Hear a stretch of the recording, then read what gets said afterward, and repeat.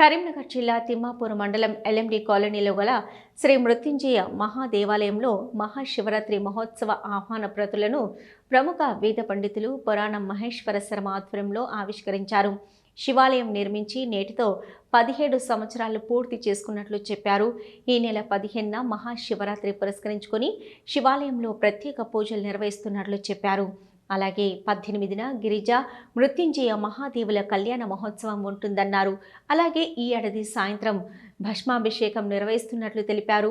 ఈ కార్యక్రమానికి భక్తులు పెద్ద సంఖ్యలో హాజరై విజయవంతం చేయాలని కోరారు. ఈ కార్యక్రమంలో Kaleshwaram project incharge chief engineer Srinivasarao Gupta, నీటిపారుదల శాఖ డిఎస్సి రాధాకిషన్, ఆలయ కమిటీ చైర్మన్ చల్లా మోహన్ రెడ్డి, ప్రధాన కార్యదర్శి సంగం లక్ష్మణరావు, ఆలయ అర్చకులు పురుషోత్తం మిశ్రా, ఇరిగేషన్ ఈఈ సథయ్య, టింగో అధ్యక్షులు గంగారపు రమేష్, ఒంటెల ప్రసాద్, పోలు కిషన్, ఎన్టీపీఏ రామచంద్రారెడ్డి, మాజీ సర్పంచ్ జక్కని శ్రీవాణి, కమిటీ సభ్యులు ధనలక్ష్మి, కరుణ, రాధా, భార్గవితో పాటు గిరిజ, సుహాసిని, మహిళా మండలి సభ్యులు తదితరులు పాల్గొన్నారు.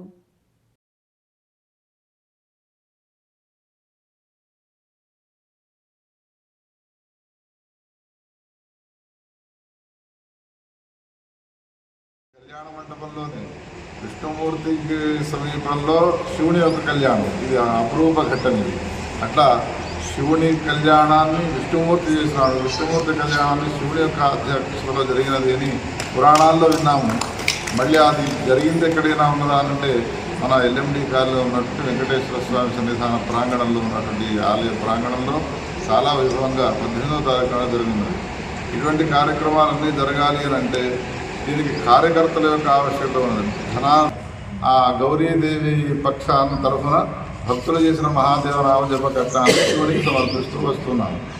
ఇప్పుడు ఒక పెద్ద ఉద్యమాన్ని తీసుకురావడం జరిగింది. పురాణ నిధి అనేటువంటి యాప్ను ఓపెన్ చేసి తద్వారా 100 కోట్ల మహాదేవనామ జపాన్ని ఈశ్వరునికి సమర్పణ చేయాలనే ఉద్దేశంతో 3 నెలల నుండి ప్రారంభమైనటువంటి దాంట్లో 45 కోట్ల దాకా భక్తులంతా కూడా మహాదేవనామ జపాన్ని బ్యాంకులో వేసినారు ఇప్పటిదాకా.